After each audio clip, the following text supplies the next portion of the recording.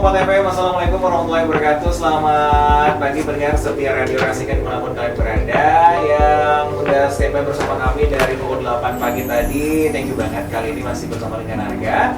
Anyway guys, sesuai yang udah aku sebutin tadi, kalau misalnya kita bakal ngobrol-ngobrol terkait dengan knalpot racing, ataupun mungkin kalau di luar sana biasanya knalpot blong dan lain sebagainya. Ini ada Ibtu Usman Hasibuan SH. Halo, selamat pagi Pak. Selamat pagi Pak. Kabarnya bagaimana? Alhamdulillah baik. Ini selaku Kasat Lantas Polres Kapuasulu, betul ya? Iya betul. Ngobrolin terkait dengan lalu lintas ini pasti tidak lepas ataupun tidak luput dari kendaraan roda 2, 4, mau kelasnya beberapa kelas itu pasti kita bahas bersama. Namun kita bakal spesifik ngebahas terkait dengan knalpot nih ya pada pagi hari. Tapi sebenarnya kenapa sih kita harus ngebahas knalpot racing ataupun knalpot prong ya? Ya, pada dasarnya untuk penggunaan knalpot prong ini sendiri sudah dari dulunya sudah dilarang. Hanya saja mungkin masyarakat kita yang semakin ke depan ini semakin merasa terganggu dengan banyaknya berbagai laporan dari masyarakat terkait akibat dari penggunaan knalpot prong itu sendiri Bang. Jadinya sangat mengganggu untuk ketenangan masyarakat. Jadinya belakangan ini memang terjadi peningkatan komplain daripada masyarakat kita sendiri yang sudah bosan dengan suara-suara kebisingan yang dibuat-buat. Pada dasarnya kendaraan itu kan dari spek dari pabriknya sebenarnya tidak seperti itu. Iya, tidak seperti itu. Namun dalam kenyataannya mungkin ada beberapa orang atau oknum tertentu yang memodifikasi knalpot itu. Ya, sebenarnya sudah ini larangannya memang sudah ada dari dulu. Betul sekali, karena mungkin meningkatnya kesadaran masyarakat akan ibaratnya ya kalau misalnya ya aku pengennya hidupnya tuh damai, pengen tidur aja gitu kan, tapi terganggu dengan aktivitas oleh oknum yang tidak bertanggung jawab yang memodifikasi kendaraan roda 2-nya ya. Sebenarnya kami selalu memberikan himbauan terkait itu dan juga teguran. Namun mungkin masyarakat itu merasa teguran dan himbauan tadi kurang mendapatkan dampak karena ya ditegur, dia langsung pulang, dia sudah besoknya masih digunakan. Nah, untuk ke depan ini kami mengharap kepada masyarakat, kami akan melakukan tindakan langsung dalam arti kata apabila menggunakan knalpot prong tadi langsung kita buka dan kita gantikan kepada standarnya kepada pemiliknya. Jadinya sekarang itu nggak lagi kami himbau mengajak karena sudah sering baik berkali-kali ya. Iya baik benar ya Bu Irin ya. Betul. Di Bundaran Pancasila juga kami memasang banner di dekat kantor Basnas dan juga di Kedamin dekat Terminal Kedamin. Ya, bisa dilihat di situ bannernya besar-besar, masyarakat bisa membaca dengan baik dan juga ada pasal-pasalnya. Oke, jadi karena memang sebagai penegak hukum bertindak berdasarkan aturan yang sudah ada. Jadi jangan sampai masyarakat itu pada saat sudah dilaksanakan tindakan, wah kapan mana aturannya, kapan kok nggak ada dibilang, kok nggak ada informasi.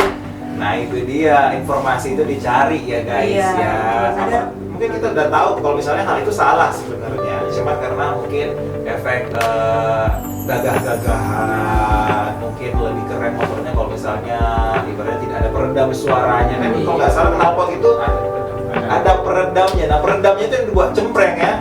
Jadi ujung-ujungnya ya namanya ketenangan masyarakat pasti akan terganggu karena kita hidup ini kan banyak banget orang di sekeliling kita. Oke, Bapak Tommy gimana nih? Boleh tambahin terkait dengan pembahasan kita terkait dengan knalpot prong? Silakan Bang. Pertama, Assalamualaikum warahmatullahi wabarakatuh. Waalaikumsalam. Om Swastiastu, Namo Buddhaya, Salam Kebajikan. Yang pertama-tama kami mengucapkan banyak terima kasih kepada Arga, kepada Dinas Kominfo yang alhamdulillah pada hari ini kami masih diberikan kesempatan nih luar biasa. Iya, nggak apa-apa. Setelah sekian lama kami hadir lagi. Setahun yang lalu. Kami hadir lagi untuk memberikan informasi terbaru tentunya dari Satlantas Polres Kapuasulu. Nah, berkaitan hari ini kami hadir, ada Bapak Kaslantas juga, kemudian ada teman-teman kami dari lalu lintas yang lain yang hadir. Tentunya kami ingin memberikan informasi mengenai lalu lintas yang ada, khususnya yang ada di Kabupaten Kapuasulu. Kami tidak bicara yang mungkin di lain, tapi yang pasti ada di wilayah Kabupaten Kapuas Hulu. Nah, untuk hari ini, pada saat ini juga kami masih gencar-gencarnya, jadi seperti itulah yang bisa saya sampaikan untuk penertiban ini masalah knalpot racing ini Bang.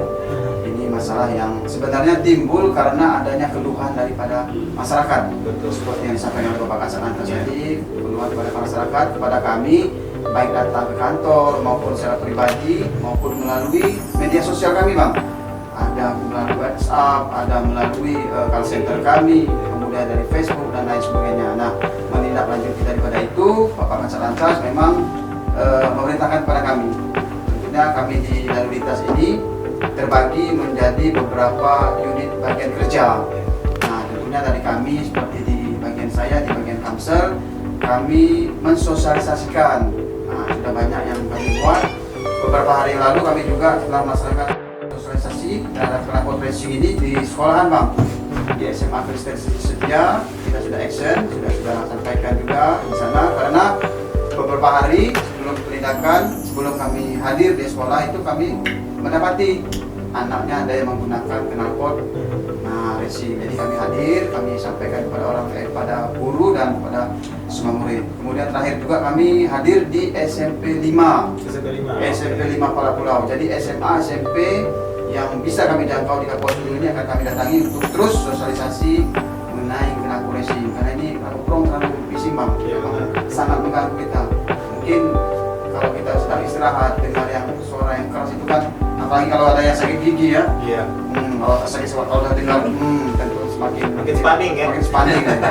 Nah, kemudian kita antisipasi juga Bang hal-hal lain yang mungkin timbul karena penggunaan ini. Iya. Ya kan mungkin kita lihat media sosial karena ada penggunaan knalpot racing, ada beriringan dan lain sebagainya sehingga terjadi tawuran atau dampak yang lebih luas lagi. Nah, menyikapi hal itu Bapak Kasat perintahkan kami unit kami untuk terus lakukan sosialisasi dan setelah sosialisasi akan ada yang namanya penindakan terhadap pelanggaran yang bersifat yang menjadi sasaran kami adalah knalpot racing. Nanti untuk pelanggaran penindakan seperti apa mungkin Bang Tompol yang bisa menyampaikan, tapi dari kami terus melaksanakan sosialisasi baik media sosial, kemudian dari seperti sekarang ini radio juga kami terus. Harapan kami ya dengan hanya kita berbicara atau hanya menghimbau seperti ini, masyarakat otomatis dengan kesadaran sendiri bisa mengganti tanpa harus kita tindak seperti yang Bapak Kasat sampaikan. Dihimbau-himbau terus ternyata tidak, apa kata orang dulu bilang, tidak mempan. Kita memang harus ditindak dulu baru saya sadar, oh iya kapan Om, gimana Om, pemberitahuan tidak ada. Nah seperti itu kita takutkan.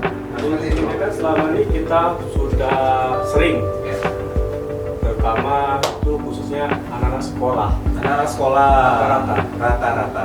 Komunitas itu sekitar 90% itu anak sekolah. Jadi nggak brong, nggak gaul Om ternyata. Nah, nggak brong, nggak gaul. Oh gitu. Jadi intinya lagi peran dari orang tua, lingkungan sekitarnya, keluarganya itu sangat penting banget. Memang kasih tahu ke anak-anak itu tidak boleh sekali dua kali karena pasti mereka proses mencari jati diri yang katanya itu berusaha untuk menerima apa yang menurut mereka benar. Kalau menurut mereka itu salah dan tidak gaul ya Om Si Tompol ya, itu bakalan dianggap mereka salah. Kalau misalnya orang tua udah bilang kuno.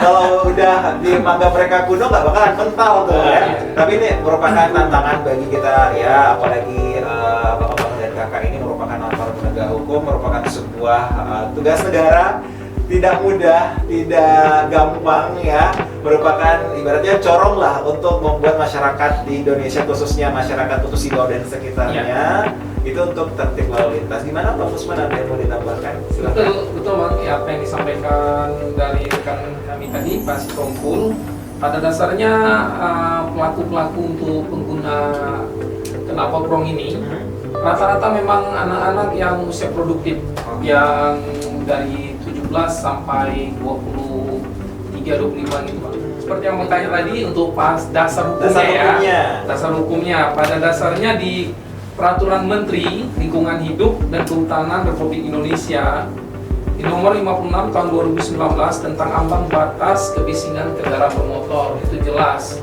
sudah diatur ambang kebisingan kendaraan bermotor. Nah, dipertegas dengan pasal 285 Undang-Undang Nomor 2 Tahun 2009 Lalu Lintas dan Angkutan Jalan. Intinya jelas di situ isinya setiap pengendara sepeda motor yang tidak memenuhi persyaratan teknis dan laik jalan seperti tidak hanya knalpot bang, ternyata spion, lampu utama, lampu rem dan klakson, pengukur kecepatan speedometer, knalpot. Nah ini deh tadi knalpot. Knalpot ini knalpot standar. Jadinya kalau sudah dimodif, sudah dirubah, itu dipidana dengan pidana kurungan penjara 1 bulan, paling lama 1 bulan, dan denda Rp250.000. Ini jelas aturan hukumnya ada bang, jadinya pidana kurungan selama 1 bulan dan denda sebesar Rp250.000. Namun kami di sini mengharapkan kesadaran masyarakat jangan menunggu. Kita juga sebenarnya nggak ingin warga kita jujur, uang itu sangat berharga.